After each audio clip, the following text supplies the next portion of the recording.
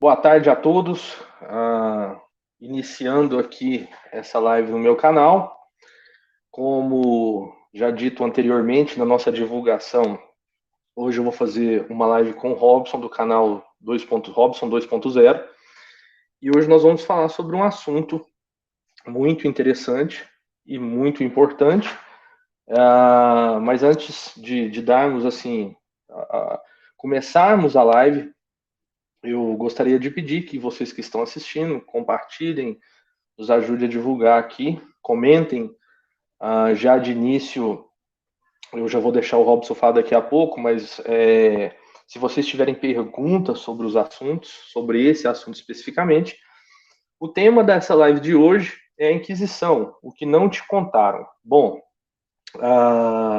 o que fundamenta, né, Robson veio no comentário essa semana no meu canal, onde eu havia feito um vídeo acerca, na verdade, uma resenha acerca do livro A Inquisição, Tribunal de Misericórdia, do autor Christian Turralde.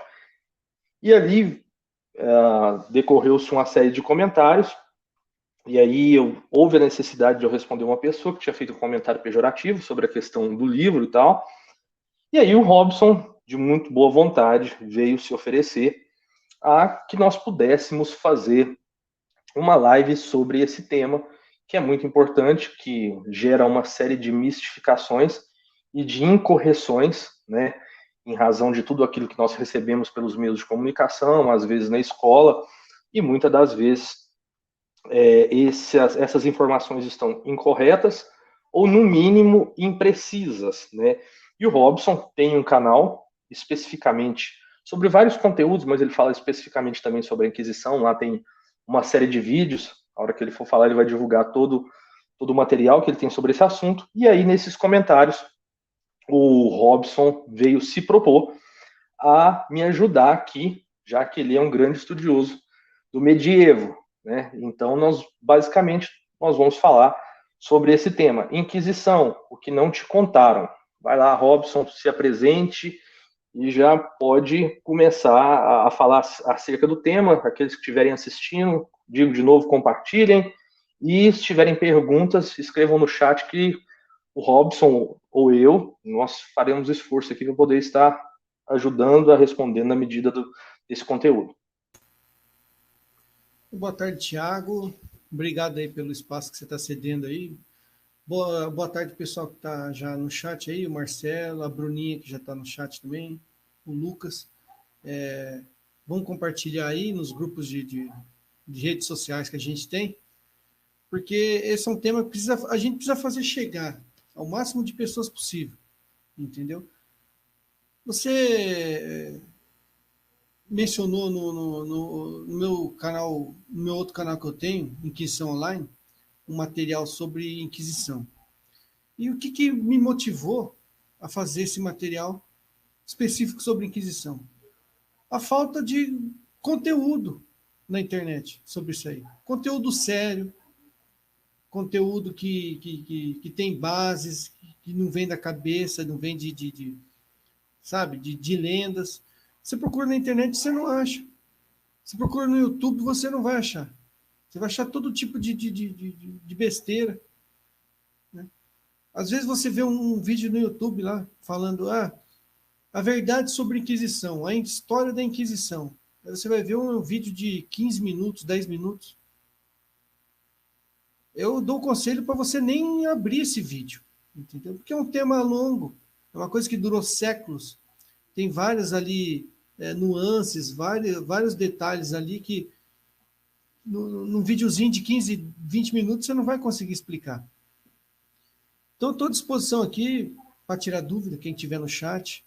Né? Se você tiver alguma dúvida, a gente esclarecer. Interessante que você comentou naquele vídeo resposta que você fez, você falou a questão do anacronismo, que é o que há de mais comum quando as pessoas vão analisar isso aí, entendeu? Anacronismo é você analisar uma coisa que aconteceu num determinado período da história, né? Sem levar em conta o contexto, a cultura da época. Então você vai analisar uma coisa que aconteceu há séculos atrás com o olhar de hoje. Está errado. Isso aí não vai dar certo nunca. Não vai dar certo nunca. E da mesma forma, se você pegar, por exemplo, Tiago, você pega. Se a gente tivesse, por exemplo, a opção de ter uma máquina do tempo, a gente pudesse voltar a 5 séculos atrás. Como que funciona o direito hoje, atualmente? Aí você chega, explica todo o direito lá para o medievo, aí alguém pega e faz o que costumam fazer os inimigos da Inquisição. Para atacar a Inquisição, eles pegam o quê? Pegam casos isolados. Aí você está explicando medievo, como funciona o direito hoje, alguém pega um caso isolado. Pega o caso, por exemplo, da Suzane Richthofen. E conta para o medievo. Fala, ó, é uma garota que ajudou a matar os pais a paulada para ficar com o namorado. O medievo vai falar, nossa, que absurdo é esse? O que aconteceu com ela? Vocês queimaram ela na fogueira? Aí você vai falar para ele, não, a gente prendeu ela, mas de vez em quando, no Dia das Mães, ela sai, ela tem liberdade para passear. Isso, para vocês entenderem o que é anacronismo. O medievo, se ouvisse isso, ele ia falar, nossa, que mundo que vocês vivem, cara? Que direito é esse? Que absurdo é esse? A mulher mata os pais e sai no Dia das Mães e no Dia dos Pais para passear? Para vocês entenderem o que é o anacronismo. Você analisar um acontecimento, fatos históricos, sem levar em consideração o contexto da época. Muita gente faz isso com a Inquisição. Para você entender se a Inquisição foi algo bom ou não, você não pode levar em conta aquela máxima de que algo, só porque é novo, é melhor do que o antigo, que já aconteceu. Não é assim que funciona. É muito interessante, Robson. Isso aí, só te cortando assim, esse ponto aí, eu tô lendo um livro que é a Montanha Mágica, ele fala muito disso, né? Lá, um dos personagens principais, que é o Setembrini, ele é um progressista. Então ele sempre acha que nós estamos caminhando no tempo, nós estamos melhorando. Quando, na verdade, se nós formos analisar o que você vai falar aí sobre a Inquisição, na verdade, nós estamos quase retrocedendo em muitos aspectos, como você disse da Suzana Richthofen, né? Ela, lá no medievo, como que você vai pensar em deixar uma filha que matou os pais em liberdade, sair no Dia das Mães? Isso é muito interessante, porque essa visão de que nós estamos em 2021, logo as nossas instituições são melhores e mais justas do que o período medieval, lá era só trevas, né? Sim, sim. E é um tema espinhoso. Inquisição virou o algoritmo aí das redes sociais bloquear conteúdo. De repente, só de você ter colocado Inquisição no título do seu vídeo aqui, é capaz do YouTube implicar com você. Você fazer uma postagem no Facebook, no Twitter, lá escrever Inquisição, é capaz de o algoritmo pegar e pegar no seu pé. Que virou, sabe, quase que falar do nazismo. E para você entender se a Inquisição foi algo bom ou não, você tem que fazer o quê? Você tem que aprender o que tinha antes. Como que era antes da Inquisição? Será que a Inquisição inventou o crime de heresia?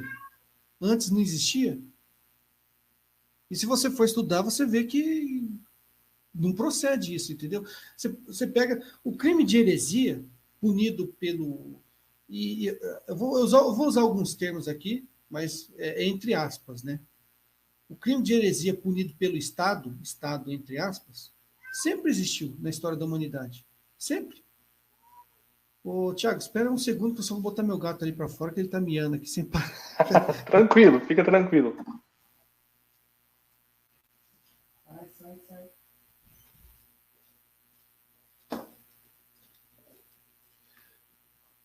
Então, como eu estava falando, o crime de heresia, o crime religioso sempre existiu.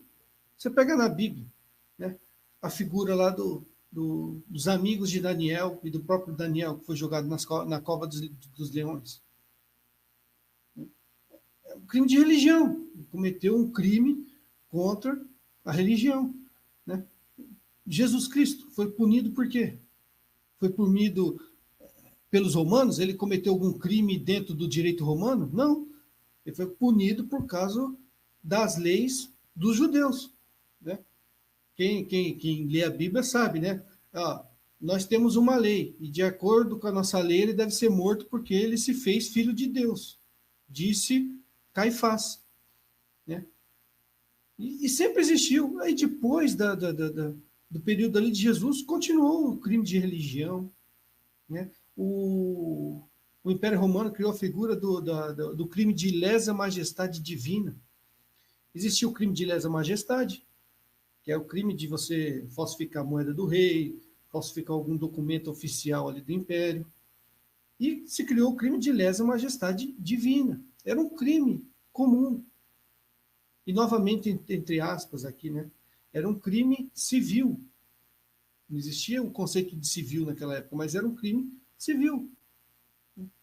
Os primeiros cristãos foram mortos por quê? Porque os romanos falaram, vamos começar a perseguir cristão. Não.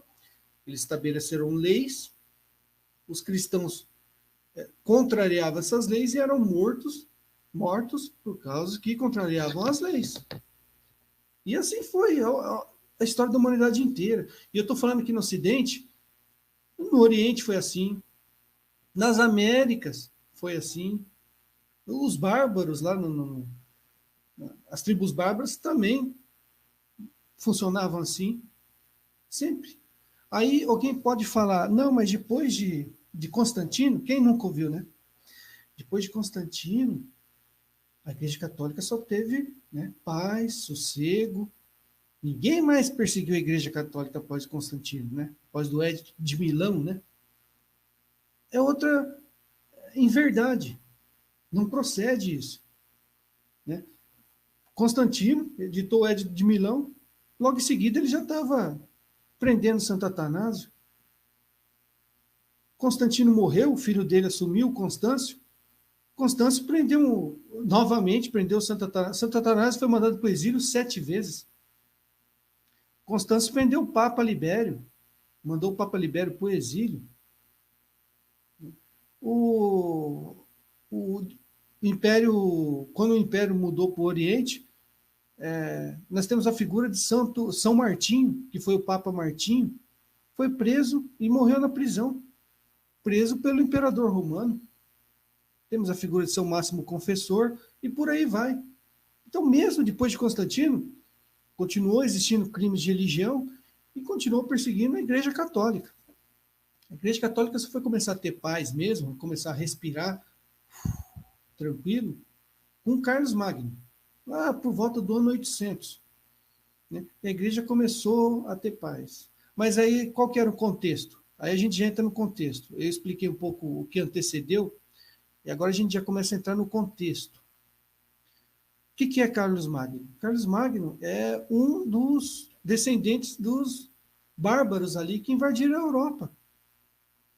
Quando a igreja começou a respirar em paz, o contexto da época não era mais um contexto de Império Romano, era um contexto de Europa invadida por bárbaros, e tudo ali que você conhecia do antigo, da cultura romana, caiu. Tudo caiu. E quando eu falo tudo, é tudo mesmo, tudo, até mesmo a estrutura social caiu. Deixou de ser a estrutura social que você conhece lá dos romanos, se criou o sistema feudal, as leis, não, deixou de vigorar o Código Romano, Código de Direito Romano, começou a figurar o Código de Direito Germânico, e é legal que você trabalha nessa área, qualquer coisa que eu falar aqui, você pode me corrigir. Código de Direito Germânico, o que era? Era a lei dos bárbaros. Então, era uma lei que os bárbaros já traziam da cultura deles. Inclusive, antes mesmo deles invadirem a Europa, já existia no Código de Direito Germânico, os bárbaros puniam, por exemplo, o crime de bruxaria. Então, bruxaria não começou a ser punido pelos católicos ali da Europa. Antes mesmo, quando eles viviam lá isolados, eles já puniam o crime de bruxaria. Então, o crime de bruxaria sempre fez parte do Código de Direito ali dos bárbaros, o Código de Direito Civil dos bárbaros. E esse Código de Direito Civil, o Código de Direito Germânico, era muito baseado em superstição.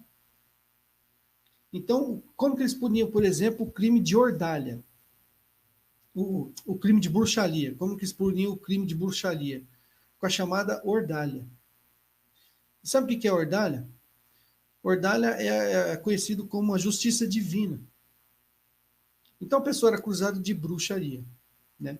Isso que eu estou falando, séculos antes de, sabe, Inquisição. Isso é séculos antes de Inquisição. Inquisição ainda nem se cogitava, negócio de Inquisição. Nem existia esse nome. Mas bruxaria. E a ordalha funcionava assim. Eles entregavam para a justiça de Deus. Por exemplo, eles pegavam uma mulher que era acusada de bruxaria, queimavam uma parte do corpo dela na fogueira, por exemplo, pegavam o braço dela, queimavam o braço dela, e deixava ela se curar naturalmente. Se a ferida infeccionasse, gangrenasse e levasse a óbito, ela era culpada. Aí, se a ferida curasse, ficasse boa e se salvasse, ela era inocente.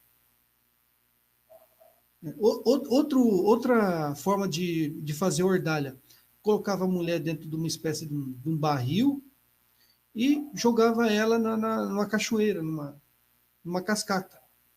Se ela caísse lá embaixo na água e sobrevivesse, ó, ela era inocente.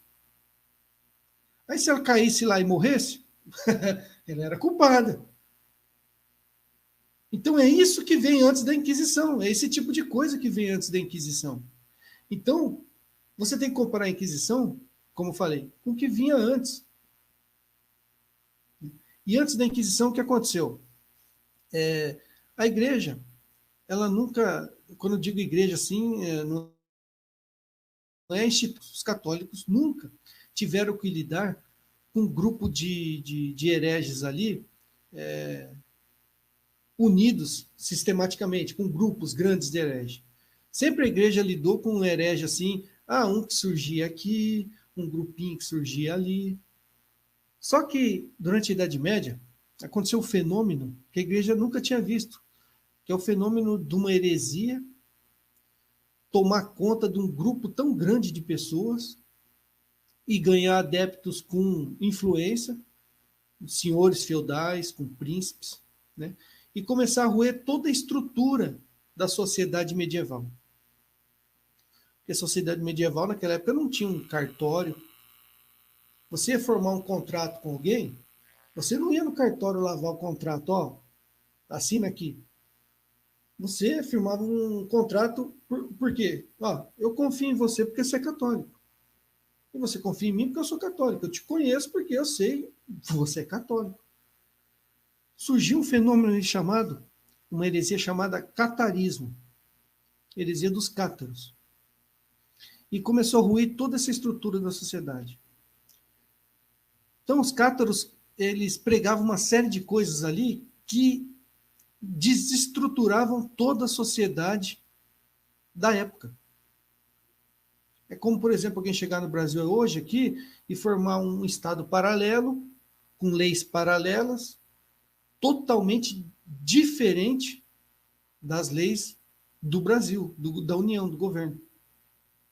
Imagine, por exemplo, chega alguém aqui, aí lá no interior de São Paulo, forma uma comunidade e dentro dessa comunidade começa a vigorar as leis do partido nazista. Eu vou pegar um extremo, porque tem que pegar um extremo para vocês entenderem que foi um extremo na época. Então as pessoas, aqui vai vigorar a lei do partido nazista.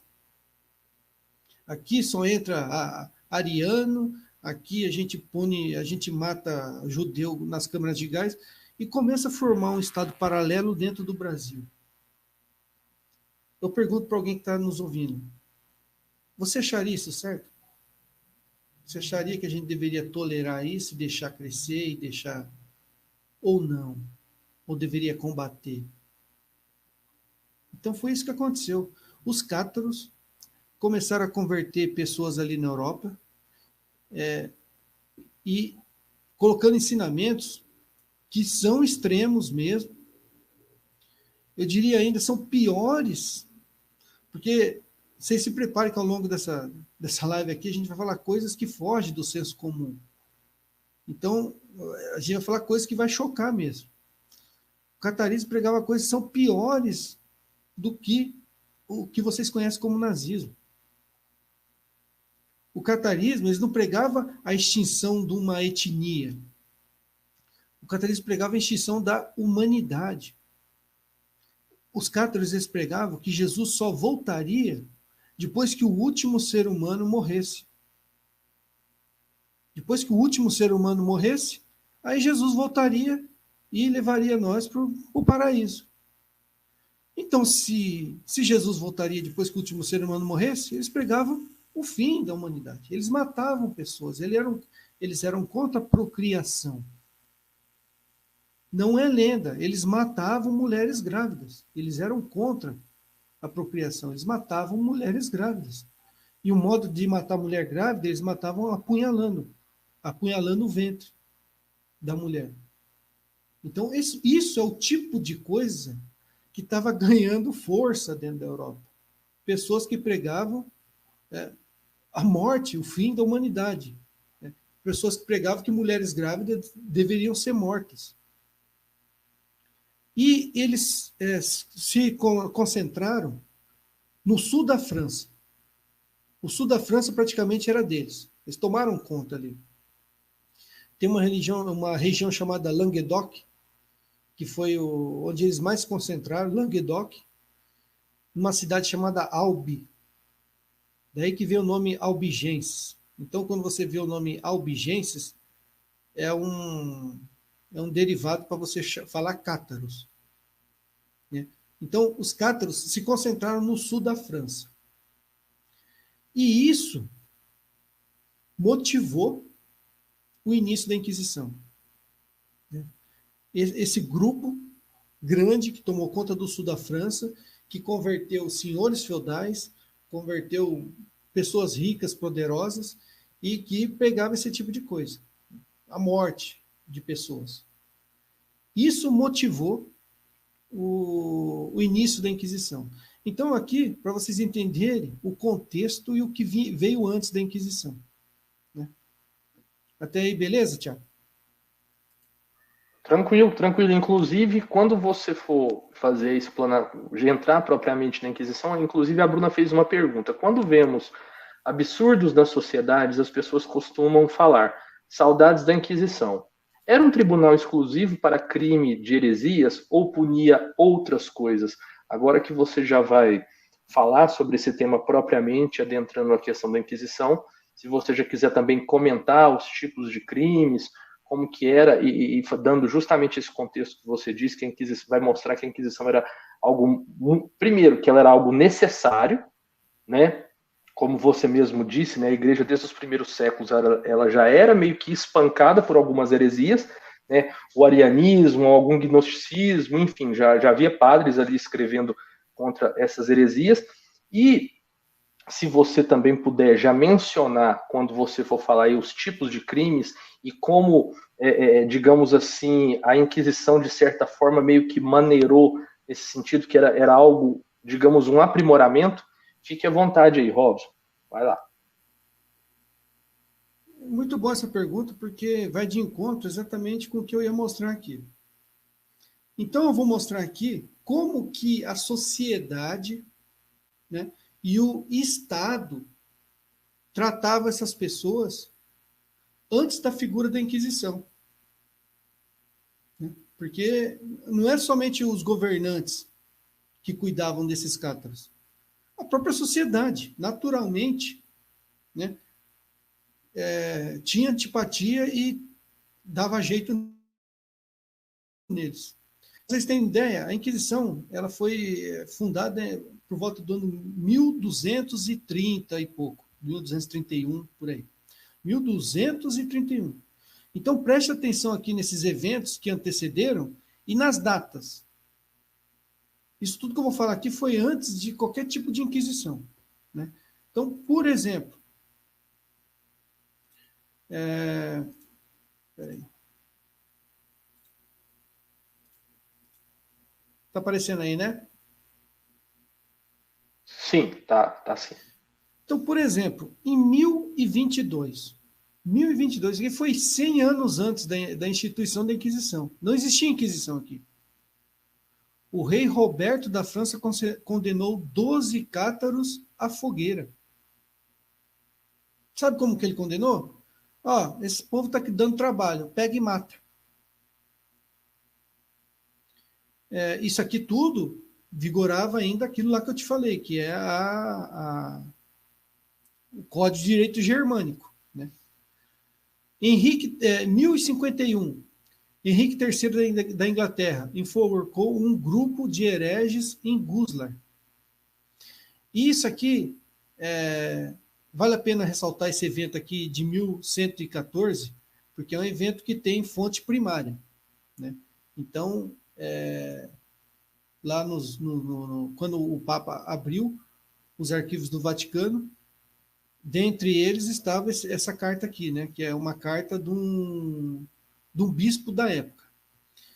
Então, em 1114, aconteceu o seguinte, Thiago, em 1114, um grupo de cátaros, eles invadiram uma fazenda de uma família católica.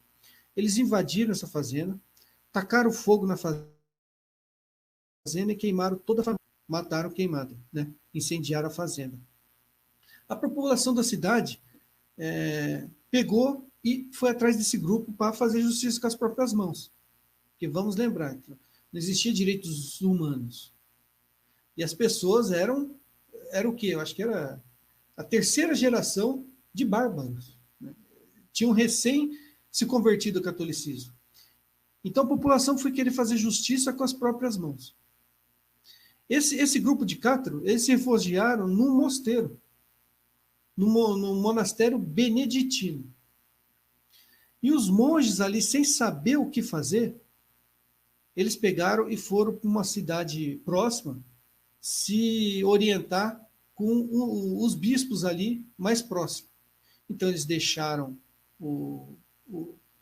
esse grupo no monastério e foram visitar o bispo para perguntar para o bispo, bispo, o que a gente faz? Nunca vimos uma coisa dessa. Aí o relato de um dos bispos, chamado Guilherme de Nages, né? Um trecho do relato dele, ele fala o seguinte: então nós fomos para o concílio de Bouvier, para nos aconselharmos com os bispos a respeito daquilo que deveria ser feito. Mas nesse ínterim, o povo fiel, temendo a fraqueza do clero, invadiu a prisão, sequestrou os prisioneiros e levou-os à fogueira fora da cidade. Então isso é o que acontecia com os cátaros antes da Inquisição. E temos outros casos aqui. Em 1077, né, um herege confessou seus erros diante do bispo de Cambrai, na França. O povo, sem esperar o julgamento do bispo, avançou sobre o herege, o prendeu em uma cabana e ateou fogo, matando contra a vontade do bispo. 1124, o padre Pedro Bus colocou carne numa fogueira feita com cruzes de madeira na Sexta-feira Santa daquele ano, na intenção de insultar os católicos. O povo escandalizado o prendeu e o queimou na mesma fogueira, em pedaços. E aqui outros casos. 1144, França. Henrique II, na Inglaterra, queimando hereges. 1190, novamente na França. Né? 1197, novamente aqui, rei matando. O rei Felipe Augusto queimou também vários hereges. Isso aqui tudo antes da Inquisição. Né? Para vocês terem uma ideia, então, de como era tratado os hereges antes da Inquisição. Era tratado assim. O povo ia lá, pegava e fazia justiça com as próprias mãos. Ou o rei pegava e mandava matar na fogueira. Era assim que funcionava. Teve um caso de um rei que a rainha tinha como conselheira um bispo. E esse bispo se converteu ao catarismo. E como eu falei, os cátaros eles eram contra a procriação. E esse bispo começou a aconselhar a rainha a não ter relações com o rei, evitar a usar os métodos ali contraceptivos da época, né? E eu não preciso nem falar nada que o rei não gostou muito da ideia. O que o rei fez? Pegou esse bispo junto com mais 11 pessoas que acompanhavam o bispo ali, os padres, né? Tacou todos na fogueira. Então isso é o que acontecia com eles antes da Inquisição. Aí vem a figura... Aí antes da Inquisição, vale a pena lembrar, né? Vale a pena citar uma coisa, antes de falar da Inquisição. Nessa mesma época, surgiu a Igreja Católica, diga-se, uma coisa chamada universidade. A igreja criou, nessa mesma época. As primeiras universidades ali, respectivamente, foram uma universidade de Direito, que é a Universidade de Bolonha, acho que é de Bolonha, na Itália, e uma universidade de Teologia, que é a Universidade de Paris, né, de Sorbonne.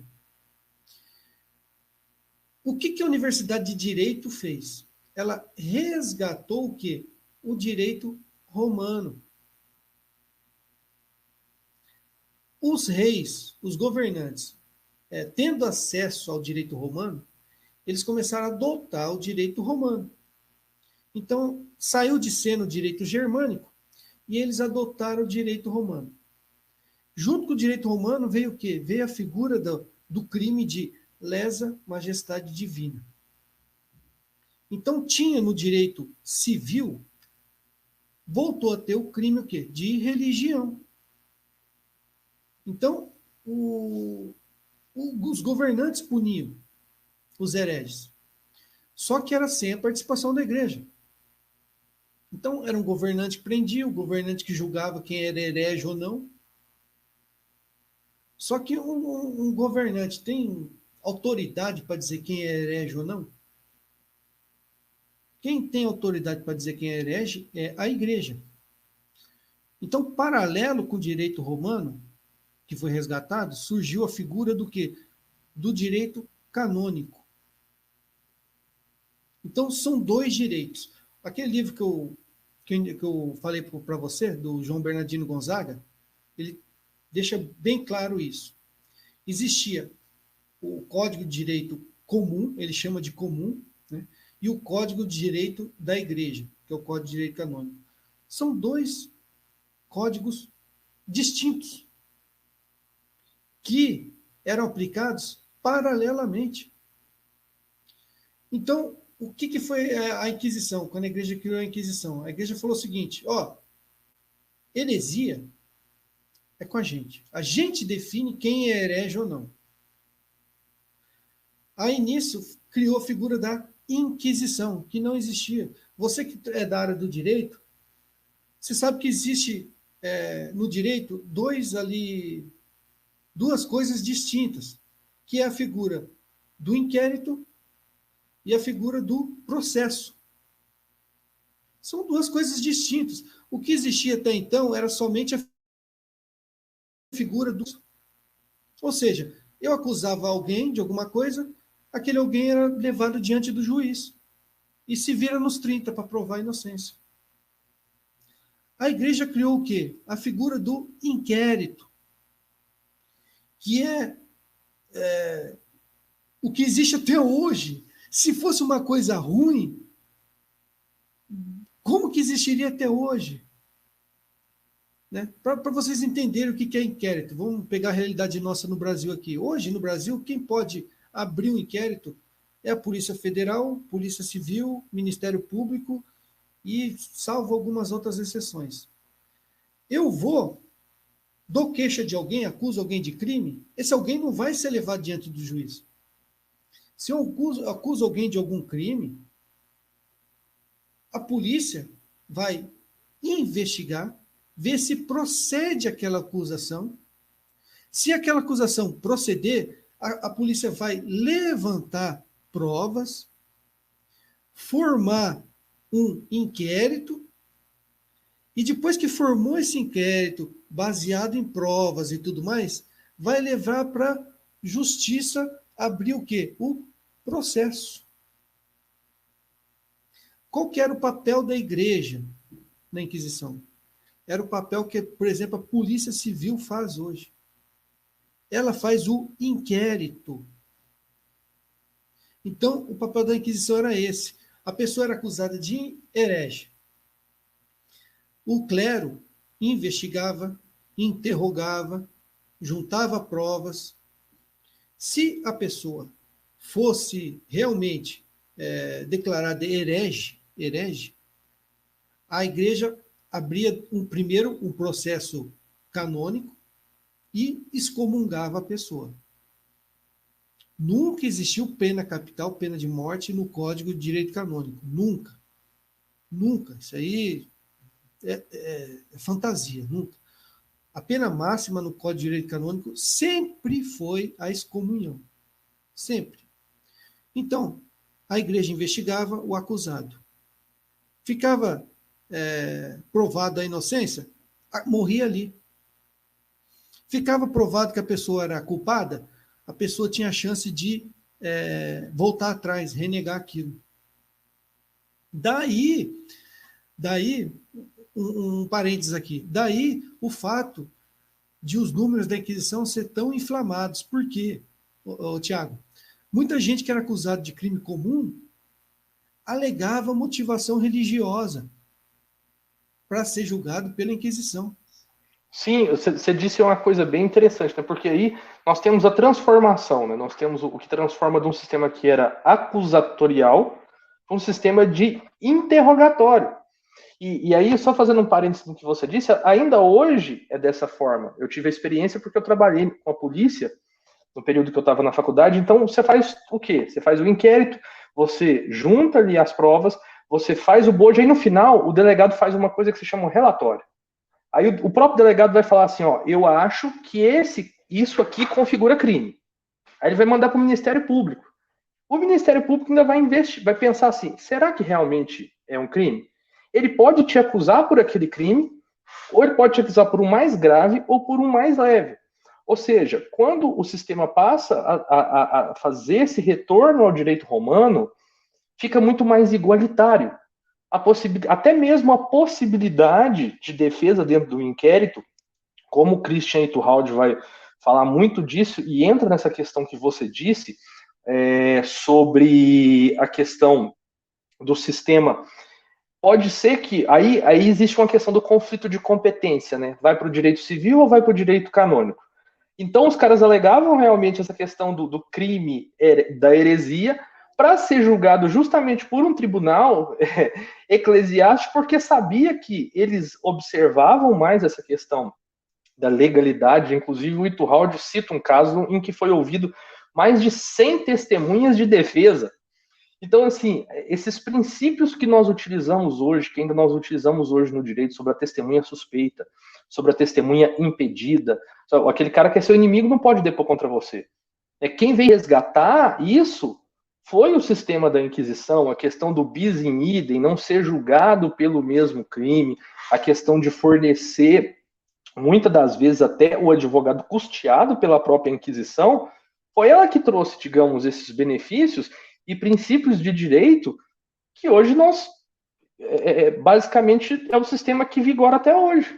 São um sistema que veio justamente desse aperfeiçoamento, né, desse sistema de garantias trazidos pela igreja. E muitas das vezes o que você disse, muitas das vezes a pena era uma penitência, se o cara renegasse o crime, enfim, ele poderia estar ali no último momento, ele podia renegar e falar assim, não, eu fiz tudo errado realmente, eu quero perdão da igreja, e ele seria prontamente perdoado, né? O que nós não temos hoje, né? A igreja, digamos assim, era realmente muito mais misericordiosa na forma de apuração do crime e na forma de penalizar do que o sistema vigente na época. Fazendo só um parêntese justamente nisso que você está dizendo.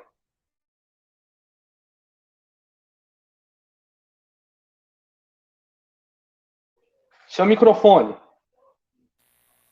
Um caso que eu gosto de usar para ilustrar bem, né, é o caso do próprio Lutero. Porque há divergências sobre a conversão de Lutero. Há aquela versão romantizada, né, criado no filme de Lutero, um filme produzido por luteranos, onde ele estava caminhando numa floresta, numa tempestade, caiu um raio, aí ele pediu a Santana para salvar a vida dele, que se salvasse ele ia entrar para um mosteiro, aí ele foi salvo, entrou no mosteiro agostiniano e o resto todo mundo conhece. Só que existe uma outra versão, né, que o próprio Lutero corrobora. Nos escritos de Lutero, se quiser, eu posso mostrar um aqui. Ele diz de próprio punho, né, que os monges cuidavam dele para que as autoridades não pudessem botar a mão nele. Por quê? Porque há uma versão de que Lutero, quando ele estava na faculdade, ele desafiou um companheiro de turma para um duelo. Era comum duelo naquela época, só que era ilegal. E ele, nesse duelo, ele matou o companheiro. Então ele seria preso e acusado de homicídio. E a pena para homicídio era a pena de morte. Para fugir do direito comum, ele entrou para o mosteiro e se tornou monge. Aí ele recebeu aquilo que a gente conhece hoje como foro privilegiado, que é isso que a gente estava falando. Ele deixou de ser um civil, de ser punido por um crime comum, e passou a ser protegido pelos monges dentro do Código de Direito Canônico. Então, isso é um dos exemplos, né? Não é exatamente aquilo que a gente estava falando, de pessoa que acusava uma motivação religiosa, mas é porque, para deixar bem claro que existia dois sistemas ali de direito: direito canônico, direito comum. Isso aí eu acho que responde um pouco a pergunta da Bruna, né? A Igreja Católica, ela analisava, investigava, interrogava, chegava à conclusão se a pessoa era herege ou não. Se a pessoa não fosse herege, né, morria ali, acabava ali. Acontecia o que a gente chama de auto de fé, né, que não tem nada a ver com as execuções. É mais uma lenda onde muitos falam o que é o auto de fé. Auto de fé é quando se queimava pessoas em praça pública. Auto de fé não tinha nada de execução. Auto de fé é onde as pessoas em praça pública, os arrependidos, elas se arrependiam publicamente, professavam o credo da igreja, e voltava à comunhão com as outras pessoas. Isso que era o auto de fé, para as pessoas arrependidas. Só que para aqueles que não se arrependiam, ou para aqueles que eram reincidentes, então, para os recalcitrantes e para os reincidentes, a igreja primeiro excomungava, de acordo com o Código de Direito Canônico, e relaxava para o braço secular, entregava para o governo.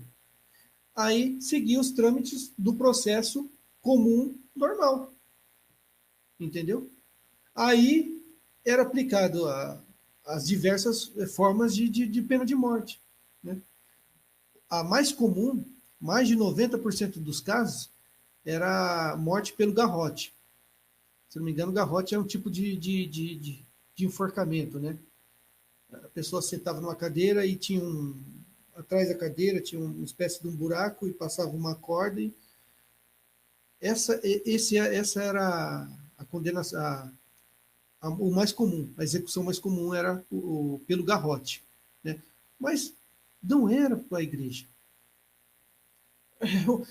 É lei comum, meu irmão. É lei comum. Historiadores dizem, né, que morreram mais cátaros praticando a chamada endura, né, do que mortos pela Inquisição. Você sabe o que é endura, Tiago? Não. Então, uma curiosidade sobre os cátaros, né? O catarismo, eles acabaram com todos os sacramentos da igreja. E só ficou com um sacramento que foi o quê? Foi o batismo. E mesmo assim, batismo sem água, porque lembre-se, para os cátaros a matéria é má. Então não podia ter matéria no sacramento. Era um batismo sem água. E eles pregavam o quê? Que você, depois que recebe o batismo, você está salvo. Se você morrer sem pecar novamente, você vai para o céu. E o que muitos faziam? Eles recebiam o batismo, depois do batismo, para não pecar, eles cometiam o suicídio, que é a chamada endura. Endura. Então havia o batismo, o nome do batismo eles chamavam de consolamento. Depois que eles eram batizados, eles praticavam o suicídio. E o suicídio, como que era o suicídio? Tinha duas formas. Você não pode se matar, por exemplo, se enforcando, porque, vamos lembrar, matéria é má. Você não pode usar uma matéria para morrer, para se matar. Então, tinha duas formas deles cometerem o suicídio. Uma era sendo mortos por familiares. Então, poucos optavam por essa prática, né? Um pai ou uma mãe matar você.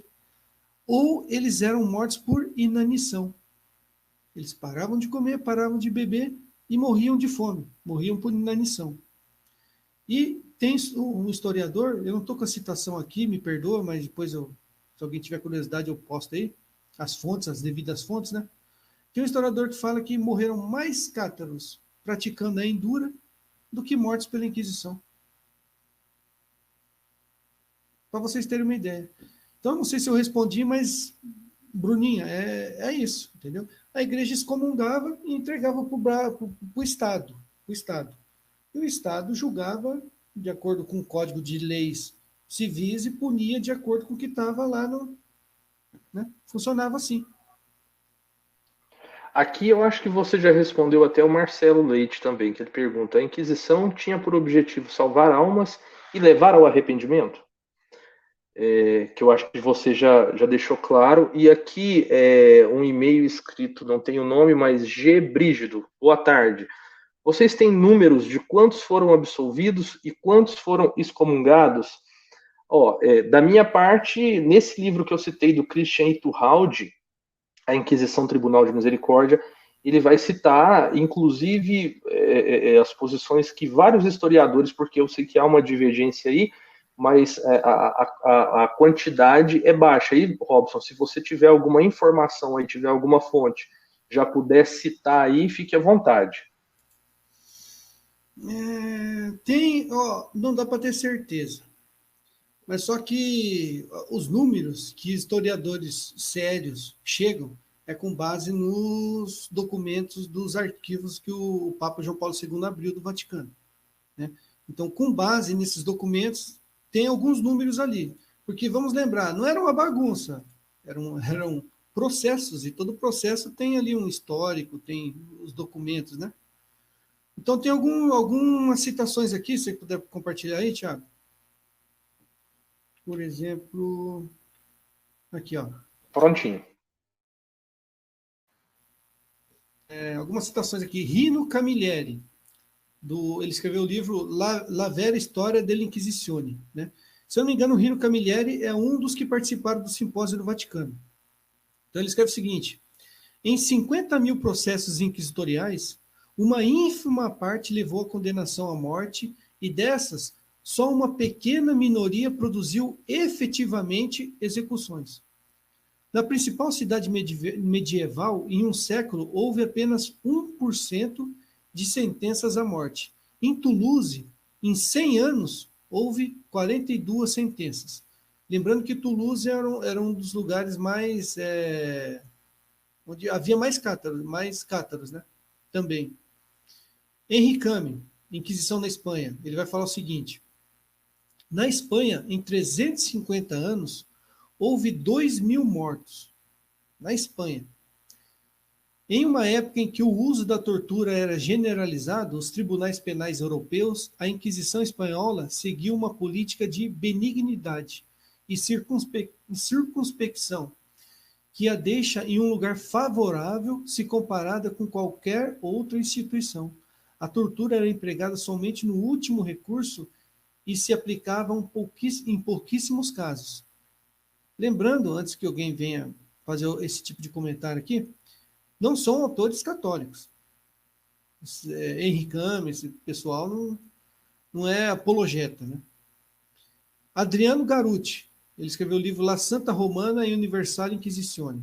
Ele vai falar o seguinte: contrariamente ao que se pensa, apenas uma pequena porcentagem do procedimento inquisitorial se concluía com a condenação à morte. A pena de morte foi empregada não somente na Inquisição, mas praticamente em todos os outros sistemas judiciários da Europa. Tenho a convicção de que as futuras investigações demonstrarão que a pena capital foi usada com menor frequência e com mais respeito pela dignidade humana nos tribunais do Santo Ofício do que nos civis. Lembrando que todo caso que a Inquisição julgou, se ela não julgasse, o Tribunal Civil ia julgar do mesmo jeito. Né? Arturo Palacios, El Estatuto Jurídico de la Inquisición. Dos processos que se vão publicado e também as biografias dos inquisidores que vão aparecendo, se pode constatar que estes eram, em geral, pessoas com uma formação jurídica elevada e que suas atuações foram muito majoritariamente conforme o direito, ainda que houvessem, sem dúvidas, abusos. De todas as formas, o direito inquisitorial nesse ponto é um direito privilegiado. Contém sanções mais benignas que as dos direitos penal ordinários ou secular, em que o delito de heresia é repelido inapelavelmente com pena de morte. Então, no direito comum, se a pessoa é culpada de heresia, a pena é pena de morte, não tem outra pena. Mas o réu de heresia resgatado pela jurisdição inquisitorial tinha aberto uma via que lhe permitia escapar a essa sanção máxima e, com efeito, evitá-la sempre que confessasse e manifestasse seu arrependimento de forma suficiente. Daí o fato daquelas pessoas, né, cometerem crime comum e alegar motivo religioso. A pessoa matou o outro. Ele ia ser julgado, condenado por homicídio à morte. Ele alegava um motivo religioso. Não, matei porque eu faço parte de uma seita e a minha seita prega que a gente deve matar por causa disso, por causa daquilo. E isso inflamava os números da Inquisição. Né? E se ele fosse levado para a Inquisição, bastava ele voltar atrás, se arrepender. Daí a quantidade de números. Né? Henricame novamente. O número proporcionalmente pequeno de execuções constituía um argumento eficaz contra a lenda negra de um tribunal sedento de sangue. Os tribunais da Inquisição eram, em regra, clementes, mais ainda se comparado com os tribunais seculares. O suspeito ou acusado pela Inquisição era razoavelmente bem tratado, em cela aquecida, limpa e iluminada. Era raro que penas fossem aplicadas a velhos. A confissão obtida sob tortura não era válida se não fosse ratificada sem coação no dia seguinte, e as penas de prisão e trabalho nas galeras, de desterro ou banimento, foram muito mais numerosas que as penas capitais. Então tinha esse detalhe. Né? Se a pessoa, por exemplo, eles lançavam mão da tortura.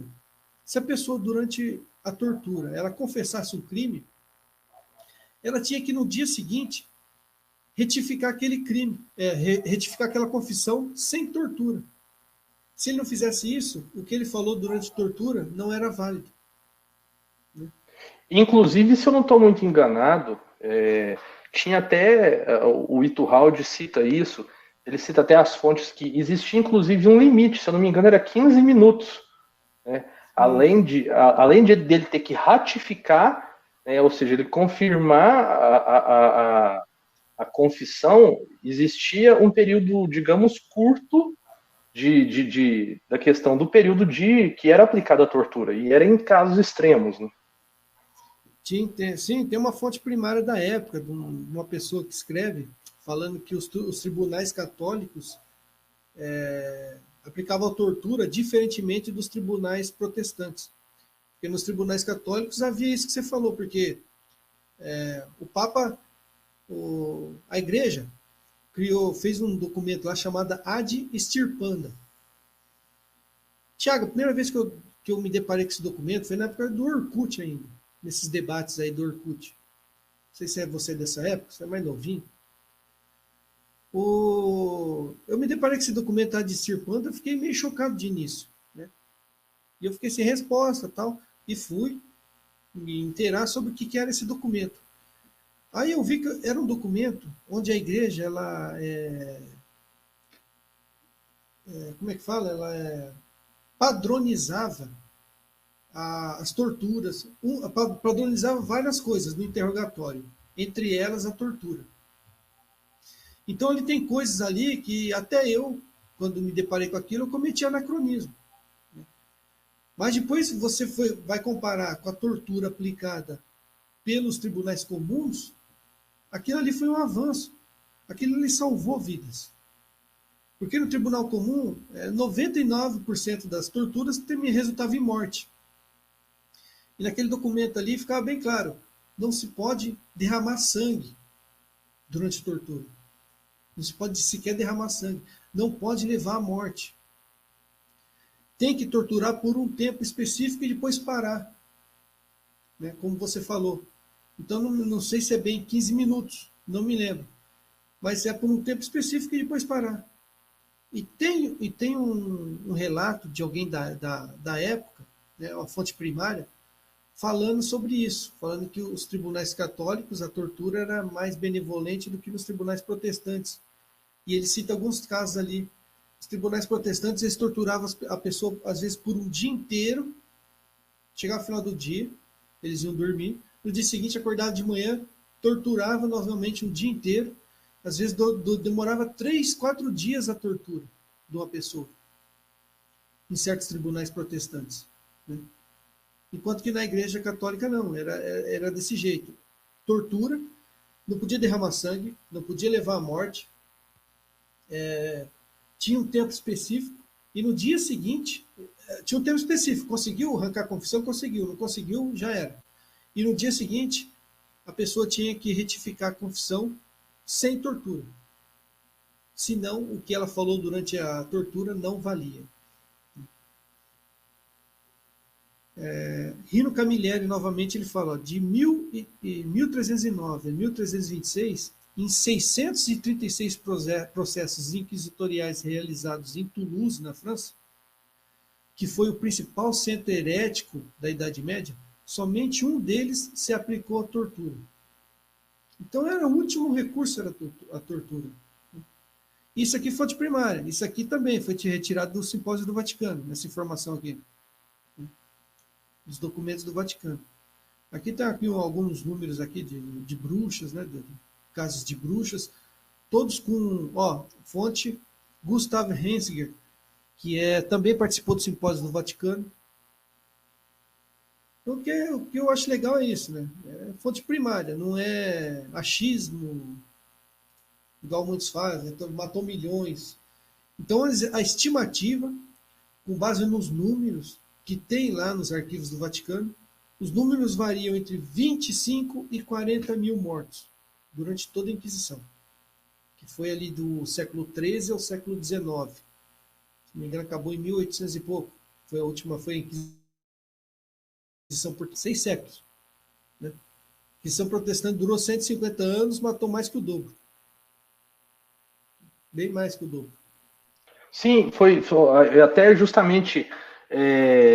aqui nós temos mais algumas ponderações e perguntas. Eu vou tentar responder a do Marcelo aqui. O Marcelo Leite pergunta assim: quando se dá o início da difamação, o revisionismo histórico da Inquisição, seria com a teologia liberal do século XIX? Bom, Marcelo, eu vou falar aqui e acredito que aí o Robson pode acrescentar o seguinte: ali desde o início, quando se tem a Reforma Protestante, né, em 1517, o Eric Fuglin vai mostrar isso no volume 4 da História das Ideias Políticas, que um grande avanço que existia naquela época era a questão da prensa. Então, os judeus, né, que aí nós nem tocamos nesse assunto aqui, que eles eram chamados de conversos na época, eles eram alguns que financiaram a Reforma Protestante, e ali já se inicia, com certeza, essa questão da difamação no que se refere à Igreja Católica. Aí nós temos após, você está dizendo, eu diria século XVIII, né, com a Revolução Francesa, mas também, mais recentemente, nós temos uma série de questões que influenciaram essa visão. No vídeo de resposta que eu fiz a um cara que comentou sobre a Inquisição, eu citei duas questões ali, mas nós temos mais. Por exemplo, o Edgar Allan Poe tem um conto, e o Dostoiévski, que está ali também no século XIX, ele tem a Lenda do Inquisidor, que ele está lá incluído no romance Os Irmãos Karamazov. E aí, partindo para o século XX, nós temos toda uma indústria, principalmente cinematográfica, né, porque nós podemos, sem sombra de dúvida, falar que o que é imagem influencia muito mais o imaginário das pessoas sobre certos fatos, aí a produção de filmes, da questão de peças. Tem um livro que se chama Desinformação, do Yomihail Pacepa, que é o maior, o agente da KGB de mais alto cargo, que ele desertou para os Estados Unidos. Ele vai falar da própria KGB influenciando em como destruir a própria criação da teologia da libertação e a questão das peças teatrais, que agora não me lembro, mas o nome da peça teatral, onde na primeira cena havia uma cena onde um religioso cometia atos com uma mulher. Então, sempre esse imaginário, não só da Inquisição, mas no que se refere ao imaginário de uma igreja corrupta, de uma igreja, enfim, de uma igreja que praticava muito mais o mal né, contra as pessoas e indo contra tudo aquilo que ela disse.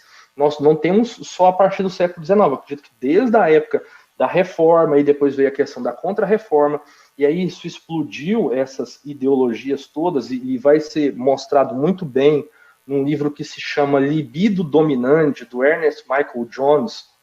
Ele vai mostrar um caminho dessa mentalidade revolucionária, e como ele é um autor católico, ele vai mostrar todo esse esforço para destruir a Igreja Católica, né, a imagem da Igreja Católica. Então, eu acredito que isso já havia um início ali, desde quando existia a questão do início da Reforma, que foi ajudada aí pelos judeus. Então, eu citei aqui pelo menos 4 livros. Você vai pegar o Eric Fagner, no volume 4 na História das Ideias Políticas, e você vai pegar o Libido Dominante, e esses dois outros autores, porque o Dostoiévski, ele era ortodoxo russo, então ele odiava a Igreja Católica, e nós sabemos que a literatura do Dostoiévski influenciou muito o Ocidente, né? E o próprio Edgar Allan Poe.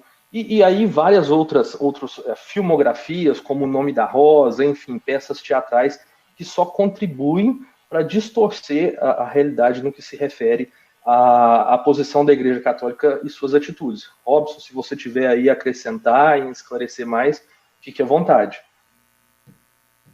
Então, primeiro vale a pena lembrar que na época da Inquisição, durante a Idade Média, tudo ali, ninguém condenava a Inquisição, ninguém falava mal. Você vai encontrar os autores falando mal. O mesmo pode se dizer, por exemplo, das Cruzadas. Não vai nem ver ninguém condenando as Cruzadas. A Igreja Católica foi malvada. Muito pelo contrário. Se você for estudar sobre as Cruzadas, você vai ver que até mesmo entre os muçulmanos, os islâmicos, os maometanos, eles elogiavam os católicos e vice-versa, porque sempre que um líder ia para a cruzada, tanto um líder muçulmano, como por exemplo Saladino levava o biógrafo dele, e vice-versa. O católico ia para a cruzada, levava o biógrafo também. O biógrafo, pessoa que ia, né, descrevendo o que ia vendo. Então você tem pessoas que presenciaram, que viram as cruzadas, tanto do lado católico quanto do lado islâmico, elogiando o inimigo. Então você vai ver católico falando, não, os muçulmanos lutando em cima dos cavalos, parecia que era uma coisa só. O muçulmano, junto com o cavalo, parecia um único ser. Eles manuseavam o arco e flecha de cima do cavalo de um jeito que impressionante, tal, elogiando. Do mesmo lado, você vai ver o muçulmano elogiando, por exemplo, o biógrafo de Saladino, falando sobre Ricardo Coração de Leão. Ele escreve lá o jeito que o cara lutava, a bravura que ele tinha, o jeito que ele enfrentava, que ele vencia. Só elogios. É a mesma coisa da Inquisição. Você não vai ver elogio, mas você não vai ver ninguém reclamando mal. A única reclamação que você vai encontrar naquela época era o quê? De pessoas escrevendo, dizendo que o tribunal eclesiástico era brando demais. Esse é o tipo de crítica que você vai ver em Inquisição. Os bispos eram muito bonzinhos, muito brandos. Eles pegavam pessoas que matavam famílias inteiras e absolviam. Bastava a pessoa se arrepender. É esse o tipo de crítica que você vai ver na época. Né? E de onde começou a lenda negra? Por incrível que pareça, começou entre os católicos. Na época ali, a Espanha, quando a Espanha começou a Inquisição espanhola, o resto da Europa ali, os governantes e tal, eles tinham meio que uma rixa com a Espanha. A Espanha naquela época é o que é hoje os Estados Unidos. A Espanha era o top da época. O cara que dominava assim, a navegação, tinha o dinheiro e tinha certa inveja ali. Então, entre os católicos, aí, principalmente os italianos, começaram a falar mal da Inquisição espanhola. Mas até aí era o quê? Era só boato. Os espanhóis são malvados, os espanhóis estão expulsando judeu, estão perseguindo judeu. Era apenas boato, apenas boato. Aí veio o quê? O advento do protestantismo, que é o que o Tiago falou. O protestantismo pregava o quê? Os protestantes. Existia uma igreja primitiva que era perseguida por quem? Pelo Império Romano. A figura do Império Romano caiu, aí veio quem? A Inquisição da Igreja Católica, que continuou a perseguição àquela igreja primitiva. Então, isso que os protestantes diziam.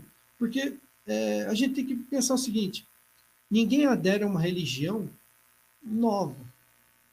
Se eu criar uma religião hoje, dificilmente eu vou ter adeptos. Ó, a religião do Robson, criei hoje. Só que se eu criar uma religião e falar, não, eu tenho laços com a igreja primitiva. Aí vinham os calvinistas falar assim, ó, vinham os calvinistas e falavam, ó, nós somos o quê? Descendente dos valdenses. Vinham os batistas, falavam, ó, nós somos o quê? Descendente daqueles seguidores de João Batista. Então, para eles não caírem nesse negócio de ser uma religião nova que está surgindo agora, eles buscavam laços com a igreja primitiva e falavam, não, nós fomos perseguidos pelo Império Romano e hoje nós somos perseguidos pela Igreja Católica, na figura da Inquisição. Aí eles criaram aquilo que é chamado de martirológicos, começaram a escrever martirológicos, que é o quê? Livros que contam a história de mártires protestantes. Então, John Hus virou um mártir, aí vem aquele negócio do John Hus, o ganso, vocês estão matando um ganso, mas no futuro vai vir um cisne. Transformaram os valdenses em mártires. Tem gente hoje que defende os cátaros, fala, não, os cátaros eram bonzinhos. Transformaram John Wycliffe em mártir, sendo que John Wycliffe não foi morto pela Inquisição, mas... Então, os protestantes criaram os martirológicos e demonizando a Inquisição. A Inquisição o que é? É a continuação do Império Romano.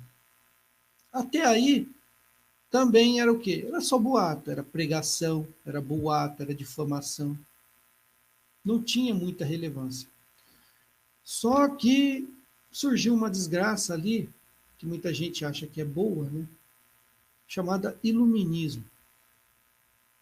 E aí, no iluminismo, sim, começou o quê? A propaganda sistemática anti-inquisição. Aí começou. No iluminismo, foi criada uma coisa ali chamada romantismo. E no romantismo foram criadas as chamadas novelas góticas. E a primeira novela gótica que é chamada, a marca ali, marca o início da propaganda anti-inquisição, é a novela chamada The Monk, que quer dizer o monge.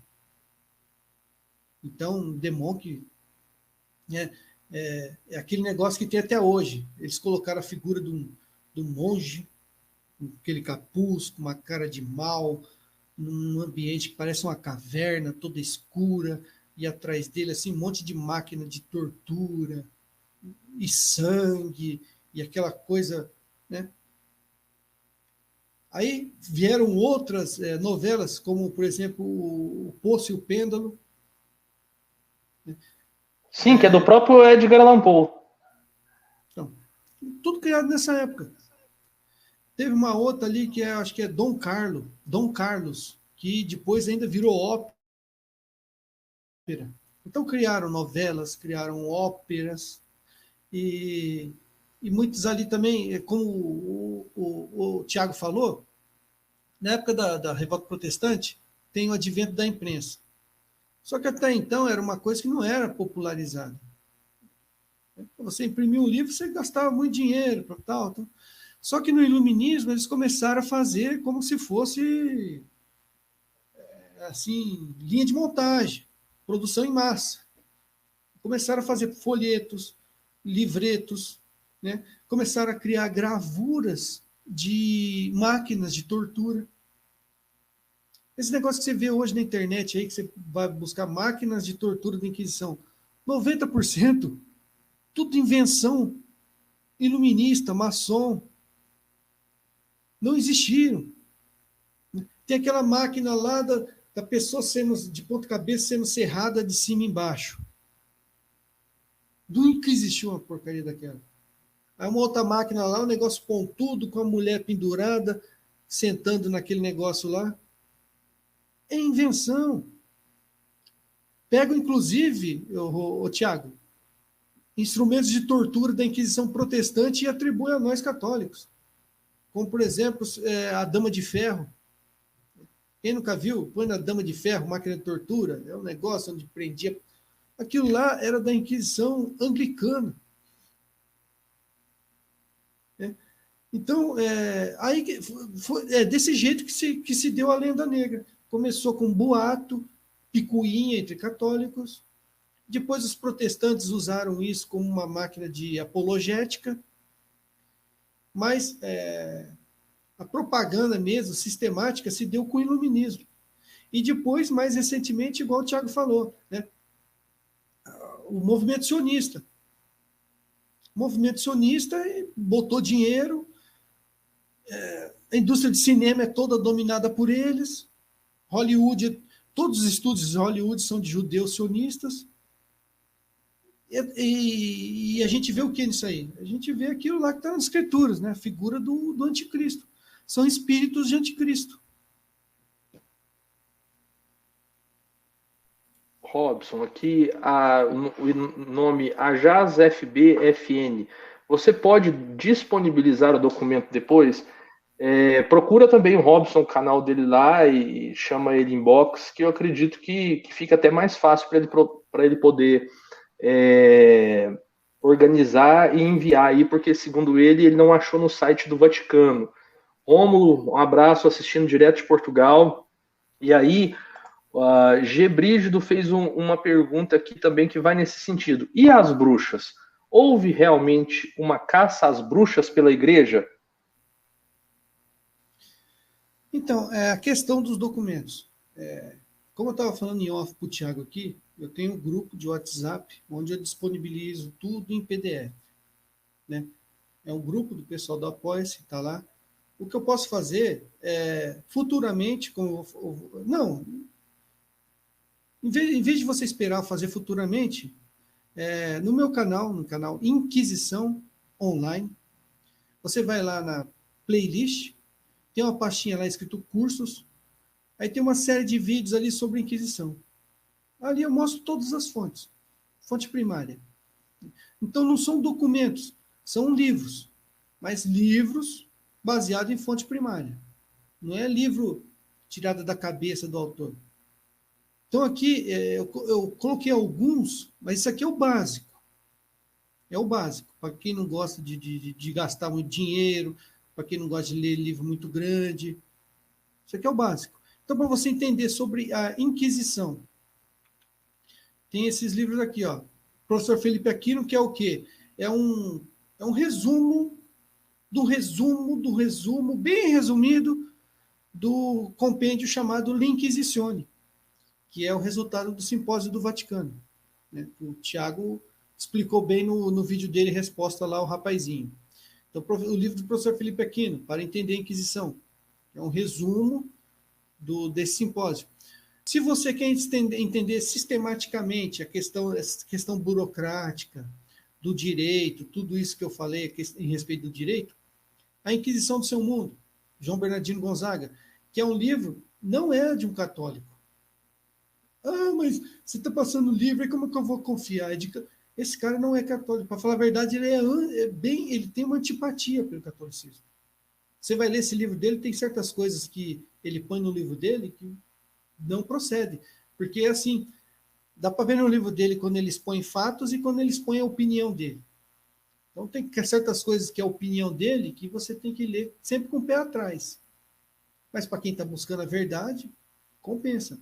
Inquisição e Seu Mundo. É um livro curtinho, pequenininho. A Inquisição, história de uma instituição controvertida. Né? Esse livro do César Cantu, esse aqui também é indispensável, História Universal. Aí tem esses livros aqui, ó, a Inquisição Espanhola, uma revisão histórica de Henri Camin, que eu mencionei agora há pouco alguns trechos dele. Né? Inquisição, para entender a Inquisição Espanhola, Portuguesa, Romana. Para entender a questão dos Templários e da Cruzada, Regine Pernoud, indispensável. Né? Aqui também sobre os Templários. Todos, inclusive esse aqui principalmente, Bárbara Frale. É tudo com fonte primária. Com aqueles documentos do Vaticano, oficial do Vaticano.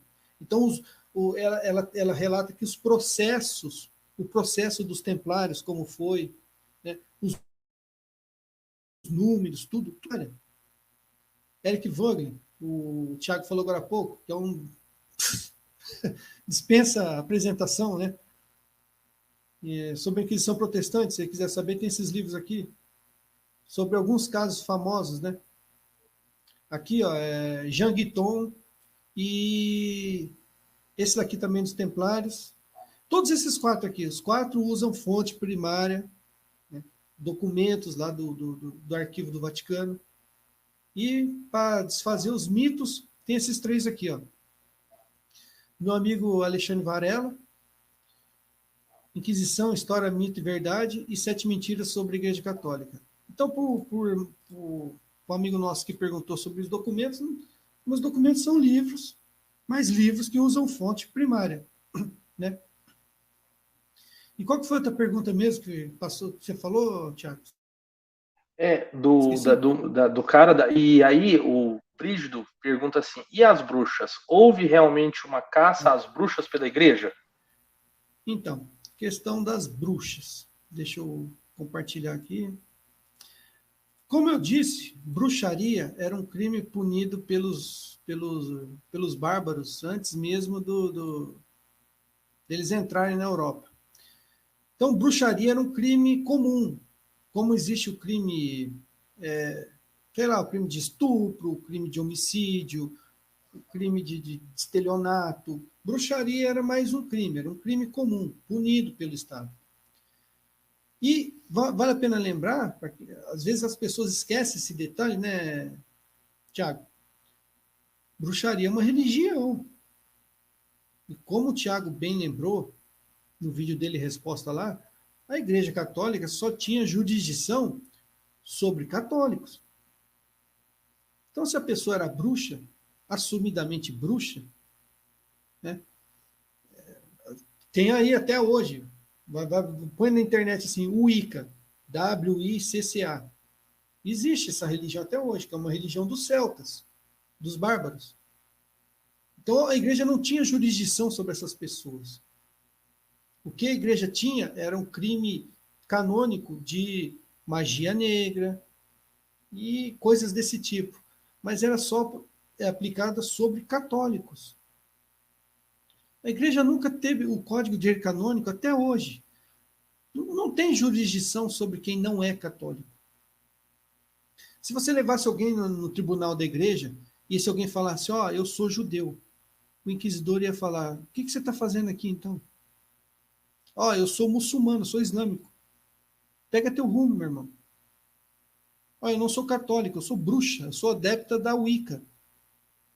Vaza daqui. Então, a bruxaria era punida pelo... A igreja não se metia, cara. Não se metia. Era um crime comum, punido pelo Estado, né, com pena de morte, na fogueira. Né? Porque deixou de ser ordalha, como resgatou o direito romano, a pena de morte no Império Romano, uma delas era fogueira, então resgatou a execução pela fogueira. Mas em questão, ó, só alguns números aqui. Ó. Deixa eu ver aqui. Pra vocês entenderem a questão das bruxas. Compartilhou aí, Tiago? Deixa eu ver aqui. Tá aqui.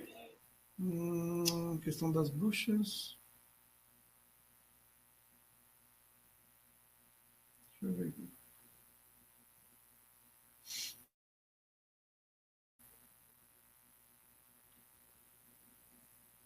Aqui. Ó, número de bruxas, né? Número de bruxas condenadas à morte e população local. Aí tem aqui os números. Ó. Depois, quem quiser, eu não vou falar um por um, senão vai gastar muito tempo. Quem quiser depois dar um pause na live aí e ver os números aqui. Proporção de bruxas. Isso aqui, como eu falei, é de um dos estudantes lá do Simpósio do Vaticano. Foram 51.716 bruxas mortas pelo poder civil, pelo crime civil de bruxaria. E quando eu falo civil é entre aspas, né? E não pela Igreja da Inquisição. A Igreja julgava e, se condenada, aplicava a excomunhão, relaxando posteriormente ao braço secular. Isso aqui quando era um católico praticando magia negra. Aí a Igreja julgava. Mas se era assumidamente uma bruxa, praticante de outra religião, então esse historiador também fala o seguinte, ó, abre aspas, enquanto a Inquisição se mostrava dura com os judeus, maometanos e protestantes, se mostrou muito branda no castigo às bruxas e outras formas de delitos mágicos.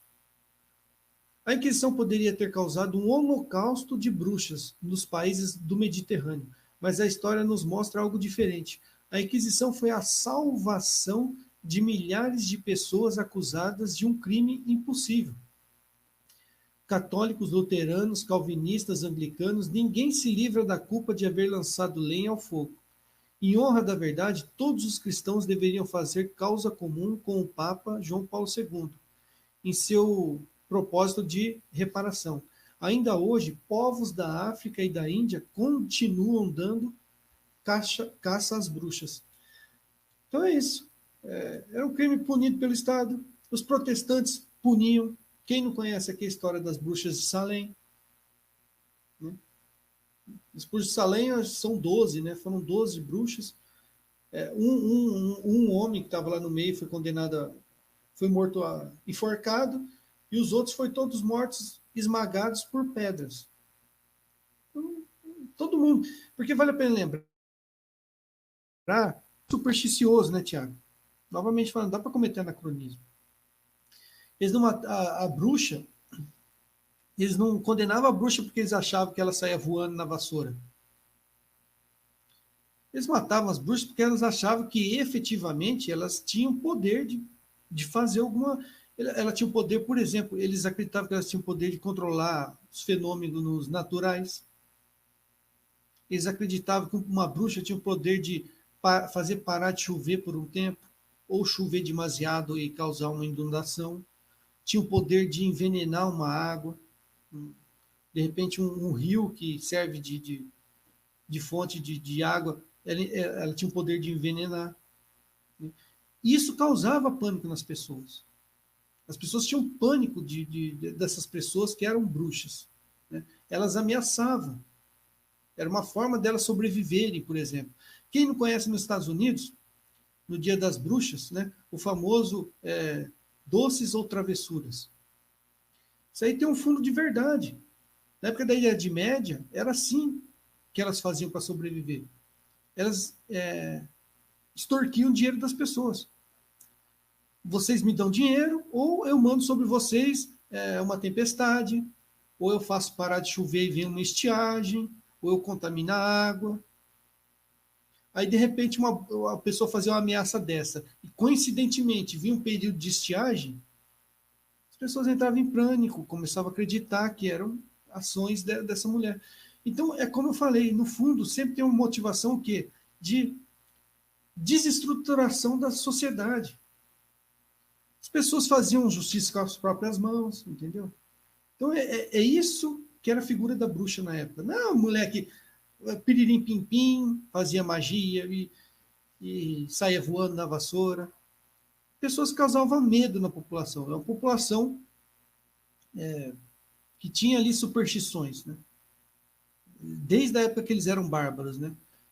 E a igreja não julgava isso. A igreja tinha, sim, o crime de magia negra, o crime de profanação. Elas faziam, por exemplo, a missa negra, né? Elas, aos modos dela, né? Não do satanismo de hoje, mas elas pegavam realmente a Eucaristia consagrada, levavam para fazer um ritual, praticavam orgias ali em torno da Eucaristia, da consagrada, da hóstia consagrada, do pão consagrado. Né? Diziam elas que faziam sexos com demônios, e desses sexos nasciam pessoas. Aí vem aquela figura lá, né?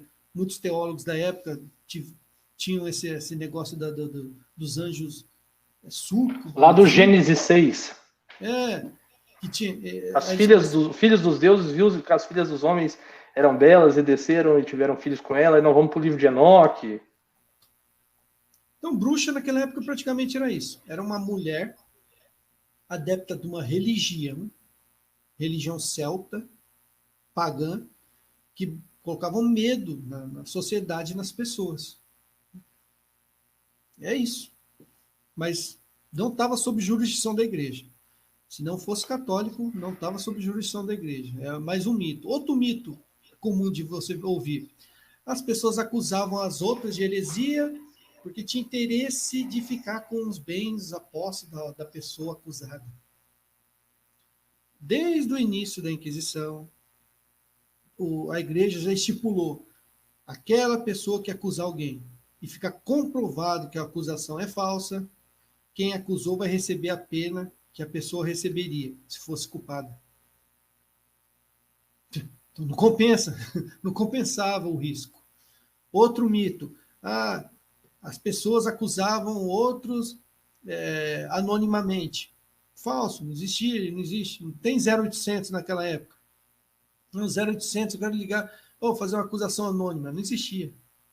O que existia era o seguinte, existia o chamado Tempo da Graça, onde o bispo visitava as dioceses dele e por um período de tempo ali ele fazia o chamado Tempo da Graça.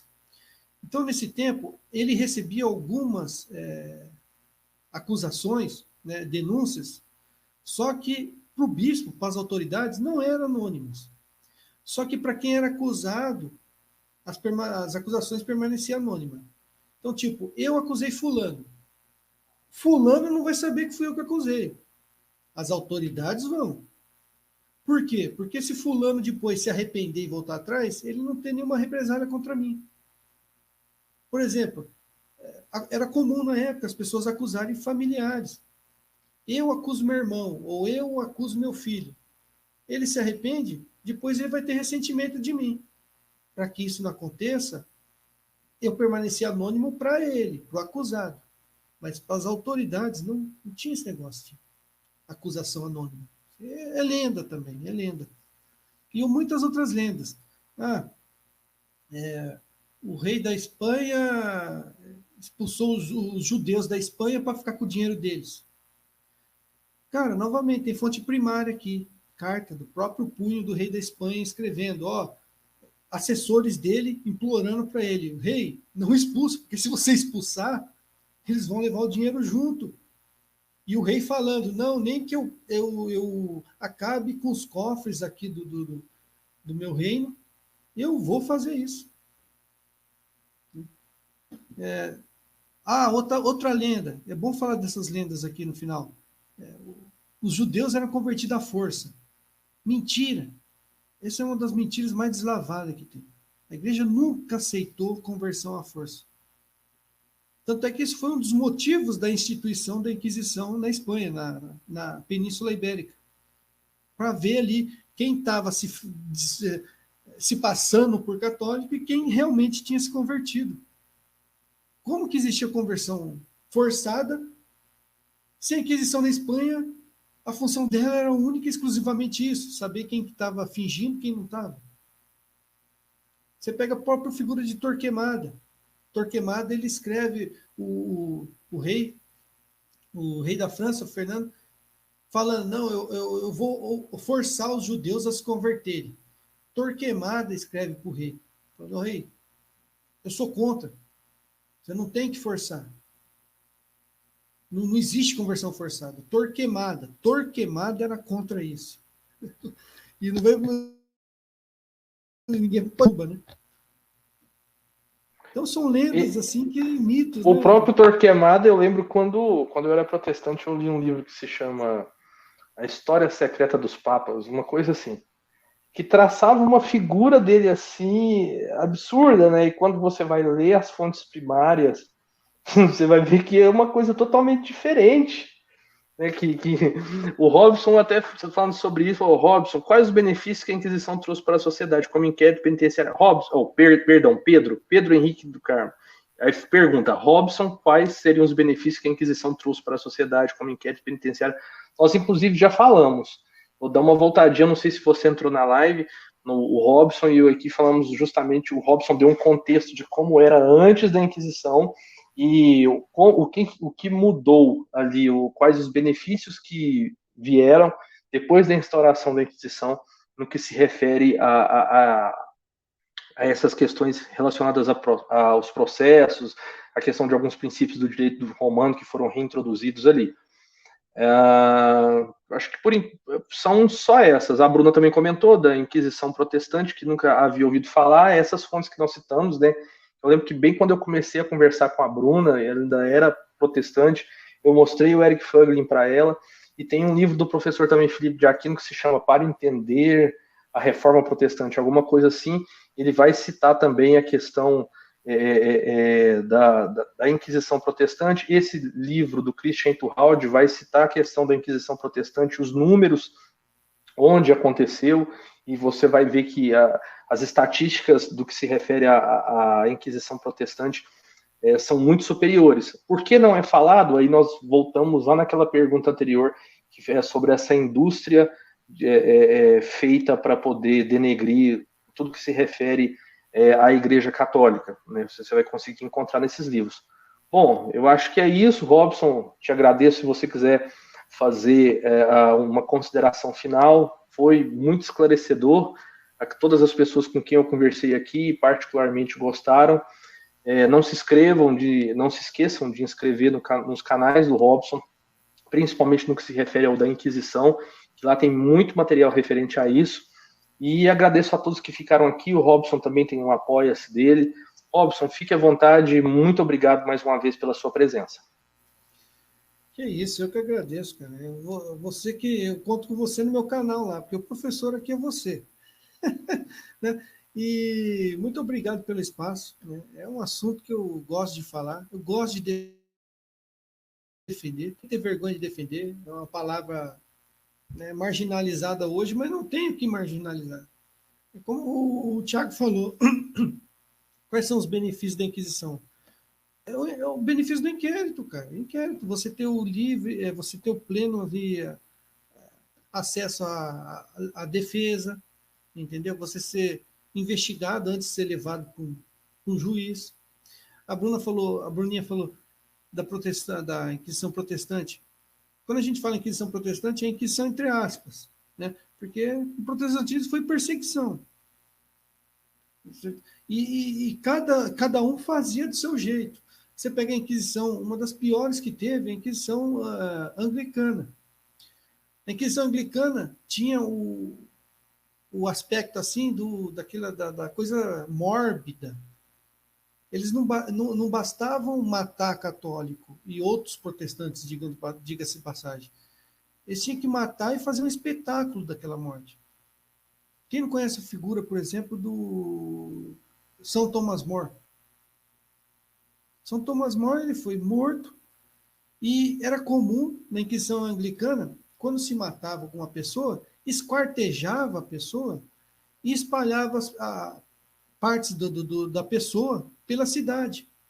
Então colocava a cabeça numa ponte, colocava as pernas numa praça. São Tomás More aconteceu isso. A filha dele pediu para que as autoridades entregassem os restos mortais do pai dela para ela poder enterrar. E eles cobraram uma fortuna.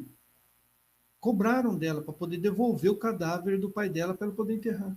E cobraram um dinheiro muito alto, muito alto. Você pega a Inquisição de Calvino em Genebra, a gente fala hoje do Estado Islâmico, da lei da Sharia. Inclusive tem uma live do professor Olavo de Carvalho que ele comenta sobre isso.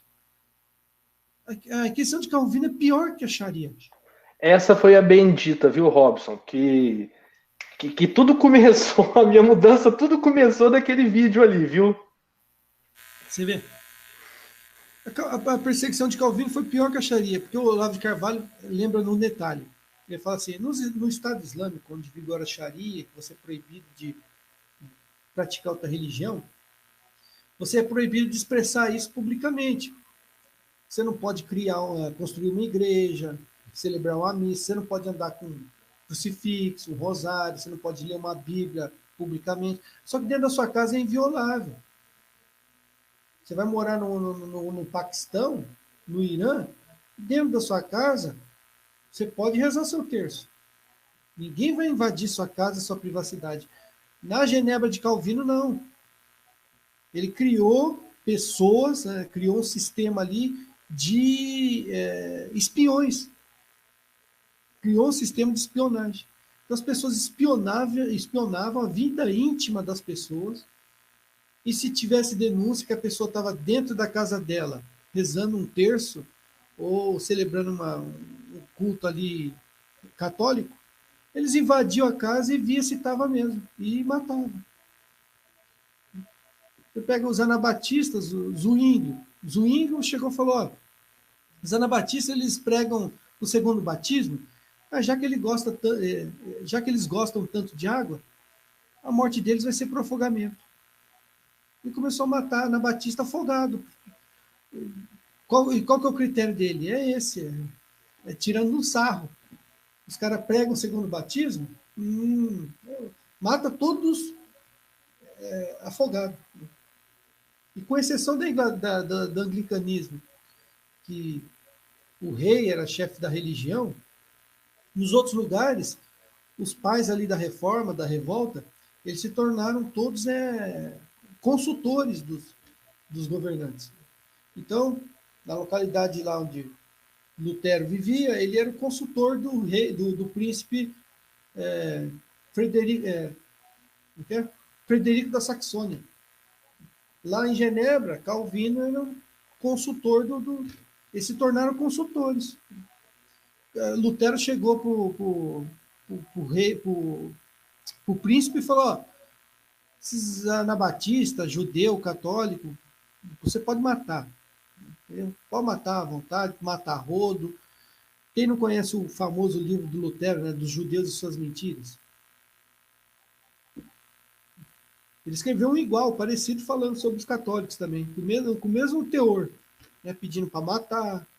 Os judeus ele fala, mata, entra na sinagoga deles, taca fogo na sinagoga, taca piche neles, taca fogo, escorraça eles das cidades. Isso aí foi a Inquisição protestante. Ninguém fala. Você vê a Bruninha, que é uma pessoa que super informada, né? Não sabia da Inquisição protestante. Você não vê no filme, na TV. Mas é isso aí, Thiago. Muito obrigado. Espero que a gente possa novamente participar. É isso.